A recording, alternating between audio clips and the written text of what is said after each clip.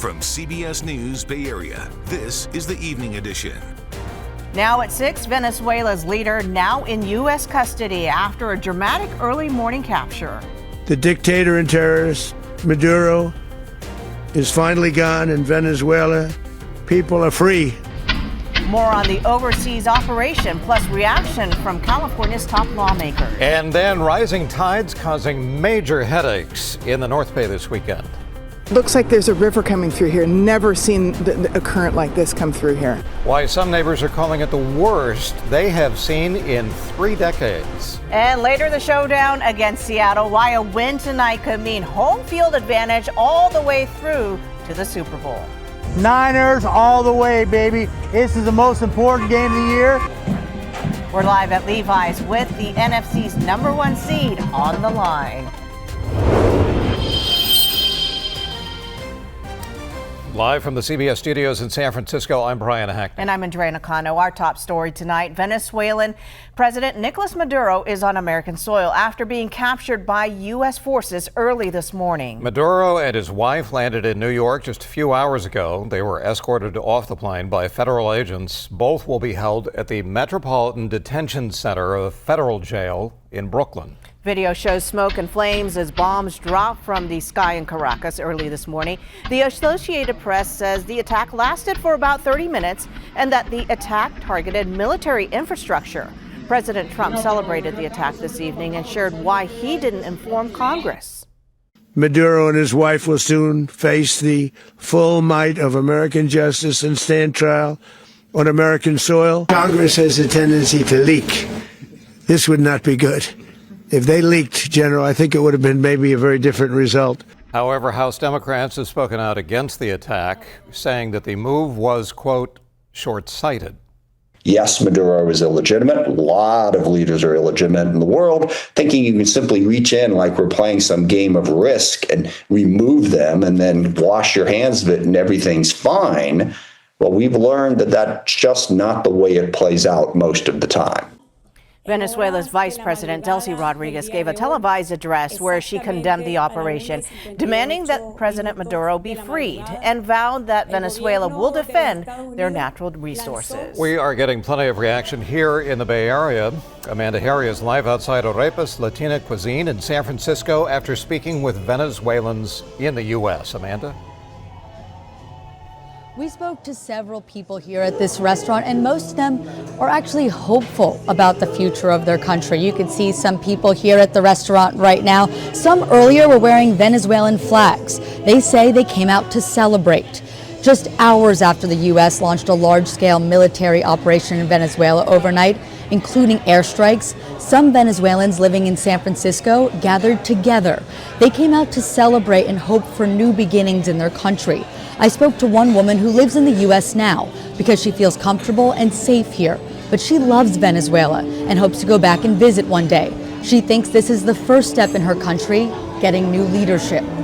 I'm feeling so happy. We were waiting for this time and for this day for a long, long time. And I'm just happy. I have too many feelings right now because the people in Venezuela, what is going to be next, everything. But I'm so happy. We spoke to some other people here at this restaurant, and we'll have their stories for you at 11. Amanda Harry in San Francisco. We're also seeing protests in the city. Several dozens made their voices heard on Market Street. We're against war, and we need that funding to come here to our communities where we need to lower the cost of living, have stronger public education and free childcare, free healthcare for our people. She also said organizers in more than 75 other American cities are protesting the action this weekend. Joining me now is Congressman John Garamendi. He represents California's 8th District, which includes parts of the Bay Area. He's also a senior member of the House Armed Services Committee. Thank you so much for joining us this evening. Now, I have to ask you, first of all, what was your reaction? I think we all went to bed last night. We saw some video of explosions. What was your reaction this morning when you heard that President Nicolas Maduro was captured? Well, 2 things, or 3 things, actually. First of all, the U.S. military did an extraordinarily successful attack on Venezuela. Secondly, it was an act of war to attack Venezuela. And there's no other way to look at this. Very basically, the president constitutionally required to come to Congress if he intends to conduct a war. He did not do that. And this is an unconstitutional action. Third, I don't think they ever thought about regime change. You look at all of the back and forth of the rhetoric of the administration right now, and you've got to come to the conclusion that these folks never gave a thought to step two. Maduro's gone. Who's going to run the government? What does that mean? Is this a regime change? Are they going to reestablish a dictatorship or a democracy? No thought was apparently given to step two along the way. And we have made that mistake over and over again in Iraq and Afghanistan. Regime change is difficult. We should learn the lessons of the past. This was an unauthorized act, as you just said. What can Congress do now that the act has already been taken and done? Well, Congress can withhold funding. Congress can pass legislation that prohibits the president from doing anything else along the military lines in that country. However, Trump has ignored Congress time after time, done whatever he wants to do, and ignores the law. He has moved federal money anywhere he wants to move it. And right now he's talking about billions of dollars being spent in Venezuela for some purpose, presumably to rebuild the oil industry in that country. And by the way, who's going to benefit from that? Which one of Trump's friends are going to be involved in that future oil issue in Venezuela? We don't know, but we've seen what's happened in the Gulf states. This is the most corrupt presidency ever in Americans' history. And these folks are probably going to add it again in Venezuela, trying to grab the oil and the riches there. Well, we've also reported that House Democrats have called for a short notice caucus Sunday morning. Do you have anything you can share on that and what you hope to accomplish at that meeting? Well, certainly we want to get our act together, and certainly we want to be quite clear in what our demands are. And for me, the demands are a total review of the military action and what led up to it, and that would be in the Armed Services Committee, and that should be a public hearing. Secondly, what is the regime change all about? What is the future? What is going to happen with the leadership? And who will it be? Will we be installing the previous? That's an interesting word that I used. Will we? And by the way, who gave America permission to tell Venezuela what to do? Our military strength, apparently. And I've fallen right smack into that same rut in the road. Regime change is tough. We certainly learned that in Afghanistan and Iraq. And here we are once again talking about regime change in a very significant country. Congressman John Garamendi, we certainly appreciate your time tonight. Thank you. For his part, Republican Representative Kevin Kiley issued a statement on Maduro's capture. He applauded the action of the administration, saying in part that we are, quote, immeasurably better off with Nicolas Maduro removed from power. He goes on to say that Congress must be involved in planning for the future of Venezuela. Andrea? In other news tonight, a look at some of the flooding from the king tides along the Embarcadero. You can see the water got so high that pedestrians had to stand on the elevated platforms just to get across. And that was a minor inconvenience because in Marin it was a massive backup as Highway 101 in Corte Madero was shut down this morning. Some people tell us they were stuck in traffic for hours with the highway submerged. It's the third straight day of king tides, which of course were easily predictable. It happens this time of year all the time, every year. It's always the cause of flooding in that particular spot, but this is unlike what anybody remembers seeing. Dahlin is in the Larkspur Marina neighborhood, where a significant portion was underwater this morning.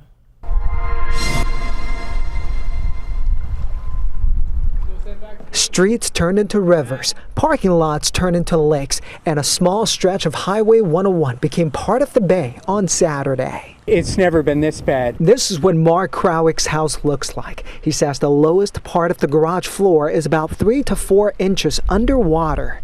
The house itself is fine. Most homes in the Larkspur Marina neighborhood are raised a couple of feet above ground, but not the garages. Water got into many garages in the neighborhood. On Rivera Circle, we found this garage submerged in about 4 feet of water. As soon as the driveway is clear, we'll open the garage doors and air things out, and maybe that some drywall will need to be replaced. This was how Mark's neighborhood looked around 11:30 Saturday morning as the water was receding, with a good portion still under 1 to 2 feet of water. Some neighbors used surfboards and kayaks to get around. I've been here since 1989, and this will be the third time I'm seeing serious flooding in this area. How does this compare? By far, this is the worst. Neighbors shared footage with us showing their backyard submerged and became part of Corte Madera Creek. At Redwood High School, the back parking lot is flooded. The school itself is fine. Nearby in Corte Madera, we found cars stalled out, shopping center parking lots flooded, and this part of Highway 101 underwater. At times, only one lane in each direction was safe to drive on. Traffic on 101 backed up for hours. Looks like there's a river coming through here. Never seen a current like this come through here. Spectacular. In a bad way, but it is spectacular. Some people told me everything was fine when they left for work around 7 o'clock in the morning. By late morning, they had to leave work early to check on their homes, but couldn't get back inside. It happened very quickly. High tide was at 11:09, I think, today, and probably at 10:30. It was really flowing in. It was pouring through from the creek, and it happened very quickly. One young man says he plans to move out, but not Mark. He's staying put. I don't think the water is going to get into my house in my lifetime, but it's only going to get worse, right? With sea level rise. We have not heard of any injuries. I did talk to some people checking on their elderly neighbors to make sure they're okay. They are worried about Sunday with the king tides returning and the ground already saturated. All right, I got 3 things that came together to make the flooding worse than we typically see. First of all, it is king tides. The moon is a little closer to us right now. We had a supermoon last night. It was a little bigger and a little brighter. If it's closer to us, it is pulling on the tides more, so the tide's going to be higher. At the same time, there's a swell coming our way. So Pacific's been pretty active, and over the course of the last 24 hours and about the next 12, the ocean is just a little bit higher off our coast right now. At the same time, tides are higher. That's the second thing. Here's the third thing. Come look at the map. I've got the wind streams on here to show you there is a southerly wind going up the entire bay. That's likely adding to this as well. And you can see, look where Corte Madera is. And the wind is helping to funnel what added water there is and give it a little bit more of a push. All right, let's get some perspective on this. It's one thing to look at the flood watch, but that doesn't really give us enough context for why there are some known trouble spots across the bay. Take a look at a map of the Bay Area that shows you where we're likely to experience problems when the water gets about 2 or 2.5 feet higher than typical. The blue areas are where you're looking. Let's go to Corte Madera. First of all, here's the bay. That's Corte Madera Creek. This is where the trouble spot was. That is Corte Madera Marsh right there. That's like a barrier. It's a beautiful natural barrier there to help protect them against this. So they've got that on their side there. But as we come in for a close-up look, you can see where Highway 101 goes underneath that 2-foot level. And that's where the inundation was. This hopefully puts into context why that stretch of 101 had the problems on it today. So it's a known trouble spot, but there is a confluence of things happening today to help make this a little worse. I'll be back with the rest of the forecast in a bit. We're going to talk about the rain, see what that. Guys, back to you.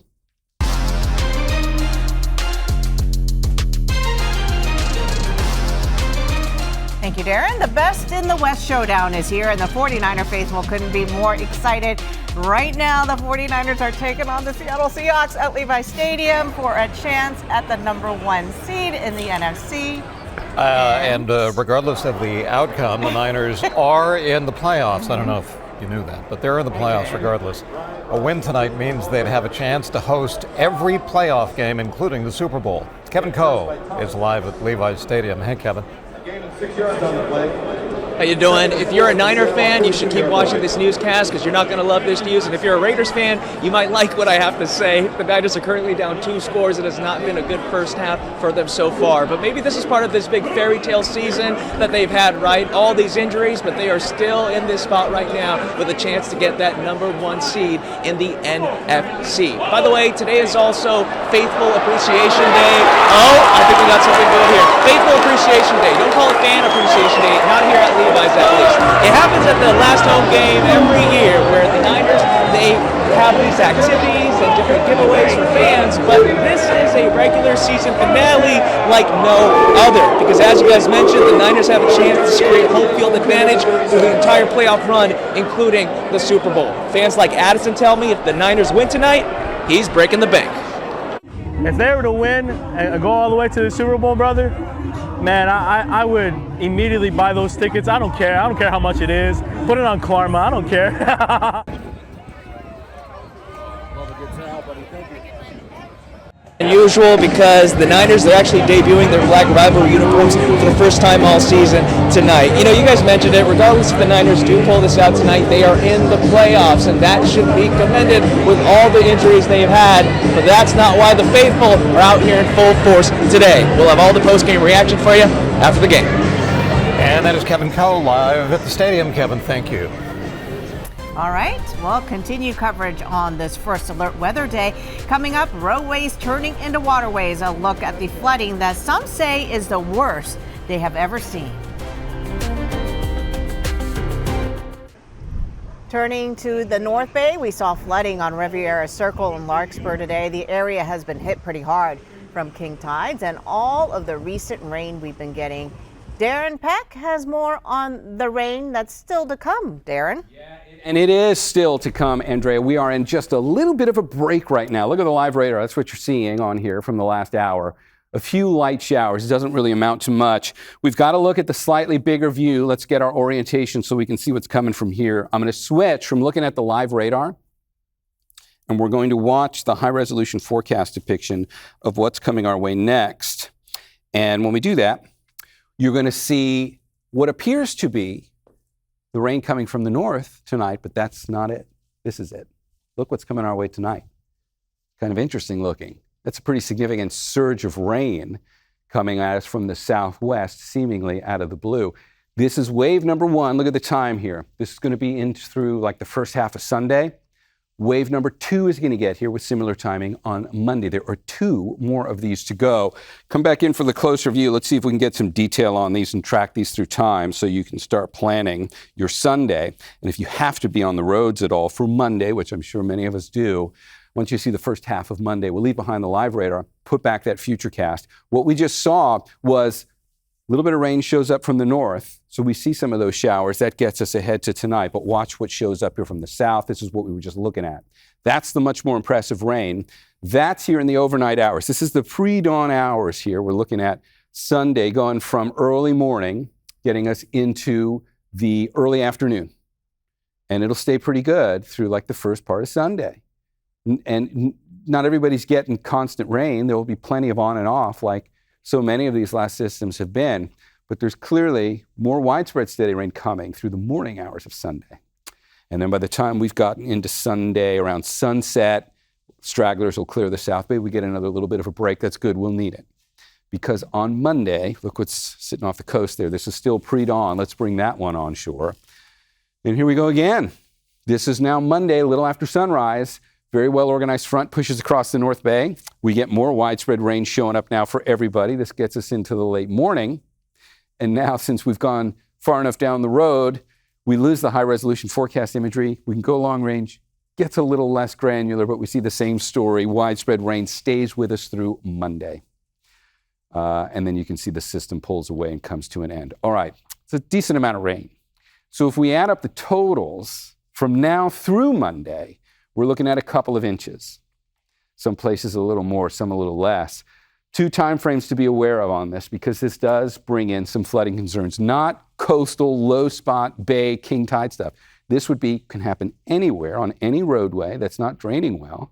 Low-lying intersections, clogged gutters. So everybody would need to think about this one in terms of a flooding standpoint. And the 2 times you want to be aware of are going to be Sunday, late morning into the afternoon after that first wave comes through. But then the Monday wave, should that wave hold together, and we could luck out, by the way, on that Monday rain, some of it might get pulled a little farther offshore, and we might not get as much. But right now, the forecast is we're likely going to get it, and we should be thinking about and planning about getting it for Monday. So the point is, Monday morning on the roads, going to be messy. And you're probably going to encounter some ponding of water, if not low-lying intersections that have become problematic. So keep that in mind. Going to be plenty more snow still to fall in the Sierra. But this is good news, great news. We'll get snow level down to around 5,000 feet, too. We'd like it lower than that, but if it gets down to 5,000 feet, that is at least reasonable.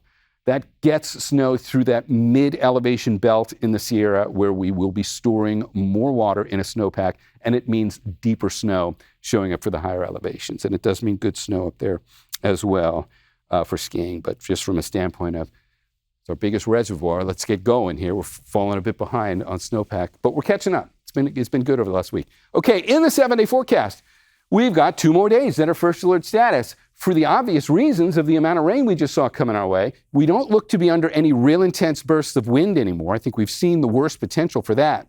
It's really going to be about the intensity of the rain. And then we'll get a break from there. Things do quiet down. We'll look at all this again coming up in the next half hour, guys. Back to you.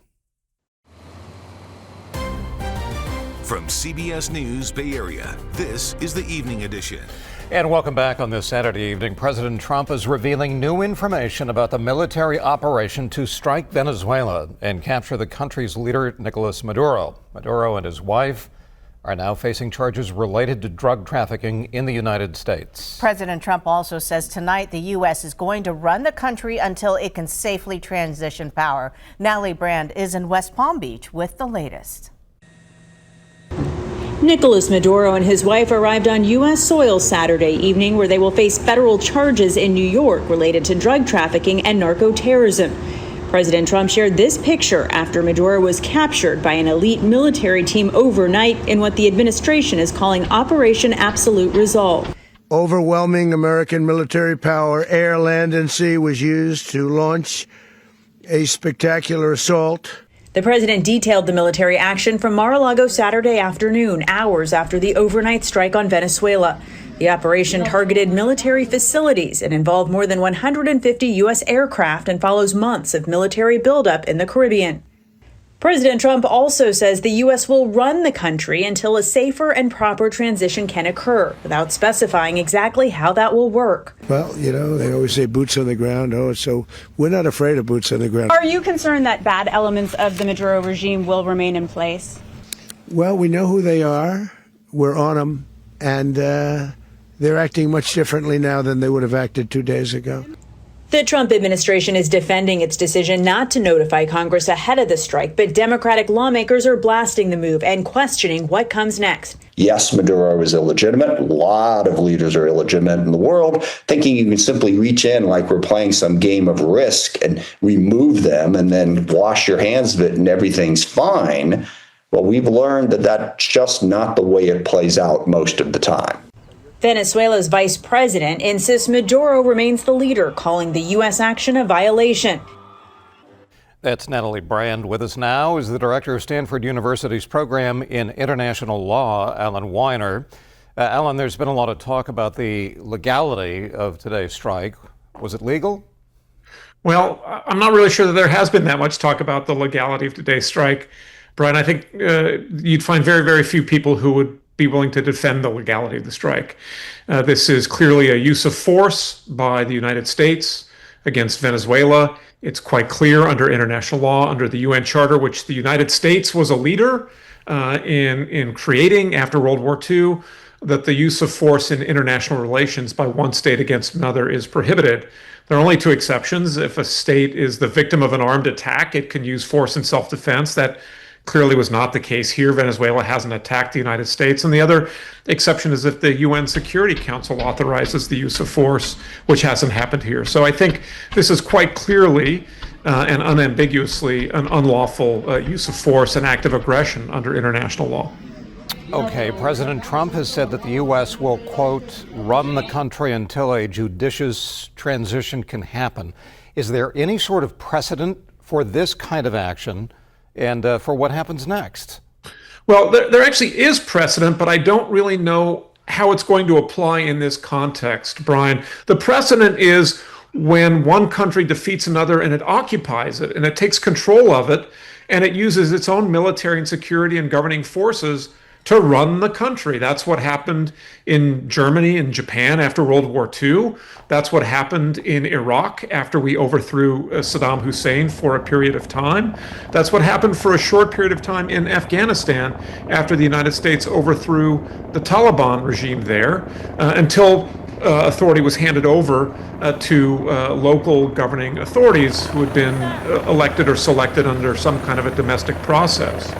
But I don't understand what it would mean to run Venezuela without putting, as President Trump said in the clip that you showed just a moment ago, boots on the ground to be the ones who are actually providing the security, providing the governing and bureaucratic and administrative forces necessary to govern and provide security in the country. The UN Security Council reportedly is planning an emergency meeting that could happen as soon as tomorrow. Any idea if anything really practical and effective would come as a result of that? Almost certainly not. I think, for the last at least 10 years, we have seen a return to the days of the Cold War when the Security Council is effectively gridlocked.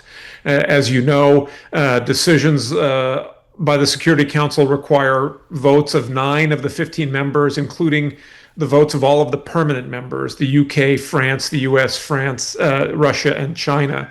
And because of the division, the contestation that has arisen between the US, the UK, and France on the one hand, and Russia and China on the other, it seems implausible that any kind of decision would be taken. Certainly the United States' actions are likely to be quite heavily criticized by many members of the Security Council, but the United States, because it has the so-called veto power, the ability to block a resolution, will ensure that no condemnation or no other action is taken at this time.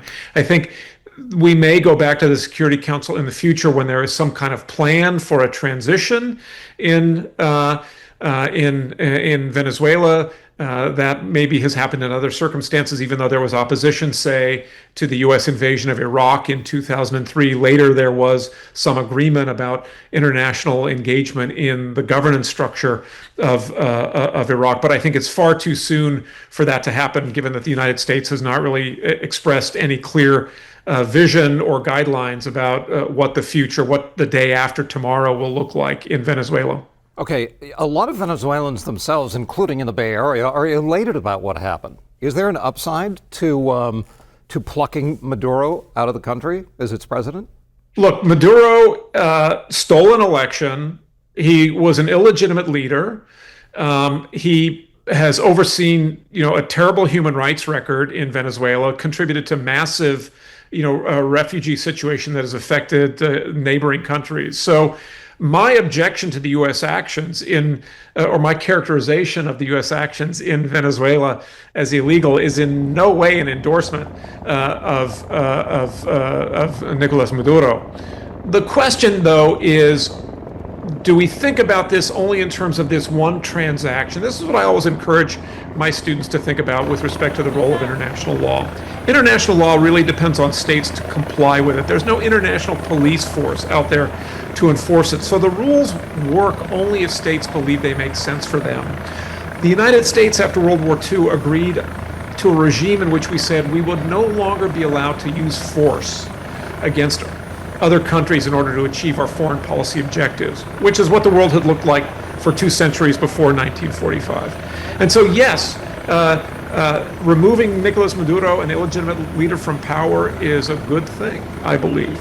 But I am deeply, deeply concerned about the damage to the system of international law, which will last long beyond the time that we've forgotten what happened with Nicolas Maduro, and are we contributing to the creation of a world which will be more unstable, more dangerous, and one in which we all face a greater risk of violence at any given moment?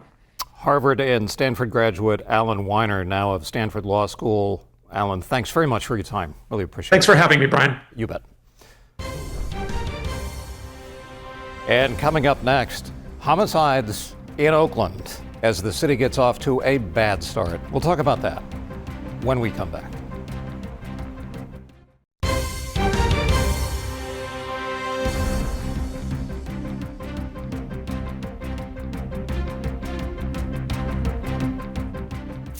And welcome back. A bad start to the year for violent crime in Oakland. A triple homicide this morning now marks 5 murders since the start of the year just 3 days ago.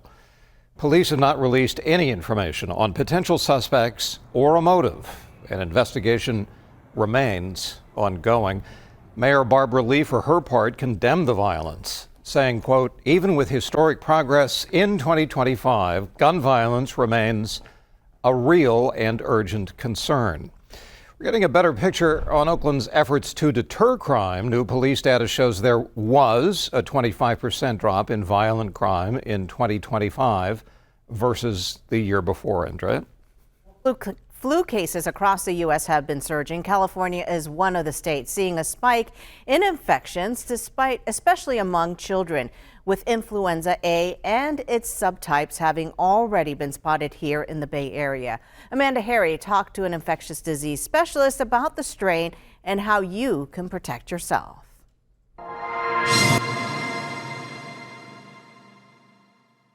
This particular one seems to be really causing a lot of cough, shortness of breath, fever, and unfortunately it can cause runny nose, sore throat. So it's really, it's uncomfortable. UCSF infectious disease specialist Dr. Monica Gandhi also described it as long-lasting. The specific strain of influenza A is H3N2, and she says it's exactly what specialists predicted. We had seen this in the Southern Hemisphere over the summer. So we actually expected it to come in the winter here in North America. And now, just kind of as we predicted, it's usually December, January where we see these higher rates of influenza. Gandhi says because it's the anticipated strain, the influenza vaccine is particularly effective, and it's one of the best ways to protect yourself while gathering and celebrating the new year. If you haven't gotten it, I would get it. It's very safe. It's actually very geared towards the right virus strain because we knew what happened in the Southern Hemisphere last summer. Second is crack a window, keep some ventilation going in your party. If you are sick, her advice is to stay home and away from other people. As is typical, symptoms from the virus have been more severe in the very young and the very old. Early intervention can make a big difference. It's called oseltamivir or Tamiflu. And if you can get to a physician or call the urgent care within the first few days of symptoms, this can really reduce your duration of symptoms and make you feel a lot better. So far this season, the CDC estimates there have been at least 7.5 million flu illnesses, 81,000 hospitalizations, and 3,100 deaths. Gandhi thinks those numbers will increase before they start leveling off. I think it will probably get worse for at least another 2 weeks because these are the gatherings, both Christmas and now New Year's. And so give it 2 more weeks, then hopefully it'll start coming down.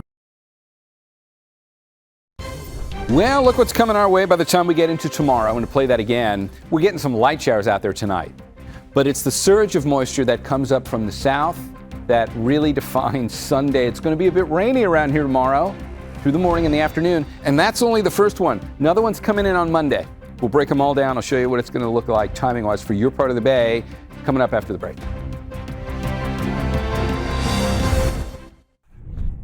All right, let's get a quick radar check on here and now before we get into what's coming. There's not a lot happening right now. There's a few showers going on down in the Santa Cruz Mountains, and this is the last 3 hours of radar. But it is what's coming in as we get into the course of tomorrow. And when we look at that on a wider scale, you're going to, first of all, I'll put the live radar back on there again so you can see there's some rain coming down up here to the north, right? That looks pretty good. And you would think, as most winter storms do, this is where our rain tomorrow is coming from, only not really. Watch out here off the coast. I'm going to put the Futurecast in, and you're going to see what does appear to be that very story. There's the rain coming from here until our attention gets drawn to that. And then this big southern wall of rain is going to overtake most of the bay. So this will be widespread rain tomorrow. Some of it will have some brief moments of intensity. This is not going to be any more off the charts than the previous storms we've had over the last 2 weeks. But that is going to be notably rainier for the first half of Sunday than you were today. And this is just the first one. There's another one on Monday coming our way. In fact, we're going to watch this again because I want you to see why I would say that there's more coming in after that. So here's the play out again. You'll see the rain, which comes up from the south. This is the rain for Sunday. Okay, that looks pretty good. It's also going to be a good snow producer when it does that. More on snow in a second. But if that's the Sunday rain, here comes the next one after it. And the Monday one is more interesting because the Monday could be a little bit of a head fake. Look at the forecast on it now. We're going to get widespread rain on Monday. But what's unique about this is you see the rain's coming up here on Monday. It's only hitting the northern Sierra. It's not oriented this way. There is at least a minor amount of some of the forecast models that are saying this storm at the last minute could get pulled a little bit farther off the coast and not necessarily be a direct hit. Look how it kind of does this weird pull away. It was subtle. That's important. Right now, the forecast is widespread rain on Monday. But check in with us again tomorrow. And let's see how Monday, if Monday is really important, and I think for anybody who's got to be on the roads, Monday should be important. We're going to be able to get a lot more specific on that. All right, actually, let's pick that story up again here. Let's come back to what is about to happen. Leave behind the radar. Here's the detail for your part of the bay tomorrow. We see some of that rain come in as we look at very early. But remember, it's this bigger band that comes in. So now we're kind of seeing the main event for Sunday. Late morning, widespread, focused more so on the South Bay. You might not even be getting much rain in Santa Rosa at this point, but we will certainly from the peninsula southward, and then it extends up into the Central Valley, goes that way throughout Sunday. We've now advanced this until we get to about sunset. So plan on rain for Sunday for most of us. Then there's a little bit of a break in the overnight hours. And then here comes that Monday system. And here's where the current thinking is on Monday. And this, by the way, is the best model to look at. This is the one that has the capability to be the most refined in a near-term window, which we are. And this would be the most reliable one. And this is the one that's saying, oh, yeah, no, you'll get that rain on Monday. And that's what it looks like. So this is Monday, late morning, widespread rain coming in, some of it heavier at times. And now if we go long range, the long range model still keeps that narrative going, is widespread rain right through the middle of the day, and then it'll come to an end by night. And then we get a break. We're going to need it because it's several inches of rain. Again, it's not overwhelming, but this is enough rain. We're probably going to have some minor roadway issues. 2 time frames for that, obviously, the Sunday, midday, really into the evening. And then again, really, should that Monday rainmaker hold, Monday late morning through the commute home. Ponding of water on roadways, some trouble spots from that standpoint. So all things to be aware of. All right, 7-day forecast. We've got 2 first alert days for good reason that we just saw, and then we'll get a break. Doesn't appear to be a whole lot else happening back there, so we could use that time to dry out, and that is the forecast for the whole Bay Area. All right, guys, back to you.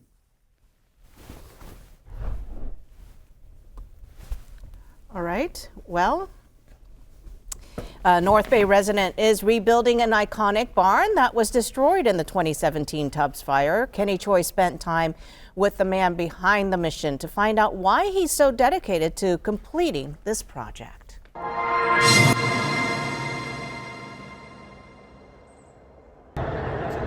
Plank by pine plank, the framing of a round barn emerges. From afar, the beams look like slender matchsticks. It's a project Ken Mulholt-Siebert has been working on for more than 8 years. I mentioned it to a few people and they thought I was crazy, of course. No forklifts, no hired help. He's an architect and winemaker trying to keep costs to a minimum. It wasn't easy. I had to do it by hand. I would bring these trusses in here and then I would crank them up with a cable puller, and it was quite an operation. Mulholt-Siebert is building a replica of the Fountain Grove round barn.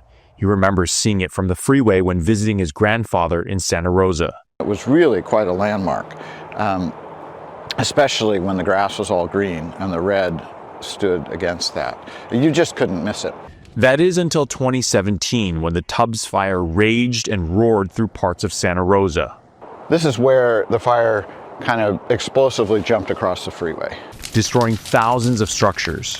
Embers came over this way, and it was just like kind of artillery fire. It consumed his family's home and also the original barn, which was about a mile away on a different property. It was all burning as we was driving down the highway, and we could see the barn burning. The barn was built in 1899, commissioned by Kanai Nagasawa, a pioneering Japanese immigrant, winemaker, and leader of a utopian community who became known as the Baron of Fountain Grove. Eric Stanley is a curator at the Museum of Sonoma County. He was called the Great King of California in Japan, and there was, George Shima, who was the potato king of California. They were big, successful, agriculturalists who supported immigrants and their work. And so those are the stories that are important, that you don't want to be lost as things get wiped away from the landscape. Here was this marker of their family's relationship to this property here, the Fountain Grove, and it was gone. But from the ashes, Moholt Siebert's dream of building a replica was born, in part to honor the past. The Nagasawa family eventually lost its property because of California's alien land laws and was forced into World War II internment. Moholt Siebert recently invited Nagasawa's descendants to see the reconstruction, including Karen Ijiji Perkins. It's our family, and it's my family's history, so it's important. And then the fact that he called us and wanted us to see it and make sure that we were okay with it. It was a very nice visit. There's something about landmarks like that speak to the heart of a community and say that this is ours and this is who we are. It's a part of Santa Rosa's history, in a way preserved through the resurrection of the round barn. Well, welcome back. We close tonight with a recap of our biggest headlines this hour. Right now, Venezuelan President Nicolas Maduro is in U.S. custody. Maduro and his wife have been transported to New York, where they will be held in a federal jail. Meanwhile, President Trump has taken a victory lap, declaring that Maduro will face trial for drug trafficking and other charges in the United States. He also declared that he would be taking over Venezuela, and particularly their oil industry. We'll run it properly. We'll run it professionally. We'll have the greatest oil companies in the world go in and invest billions and billions of dollars and take out money, use that money in Venezuela. And the biggest beneficiary are going to be the people of Venezuela. Venezuelan Vice President Delcy Rodriguez said in a televised address this evening that Venezuela will defend their control over the natural resources like oil. Along the Bay Area's coast, we're seeing lots of flooding along low-lying areas due to the active king tides and storm surge this weekend. This is a look at Miramar Beach in Half Moon Bay, where waves are crashing over the seawall and onto the roads. Finally, lots of excitement at Levi Stadium for a Best in the West showdown. The 49ers are taking on the Seattle Seahawks right now for a chance at the #1 seed in the NFC. One 49ers fan tells us a recent knee surgery wasn't going to stop her from cheering on her team. We weren't going to miss it. This is for everything. This is for a home field advantage for, I'm saying, the next 3 weeks. 2 playoffs and Super Bowl home, baby. We got this. Go Niners!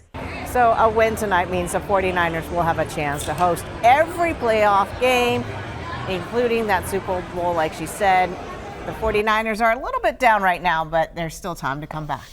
That just makes it exciting. Thanks for watching. The news continues streaming on CBS News Bay Area. We will see you back here at 11. Have a good night. Good night for now.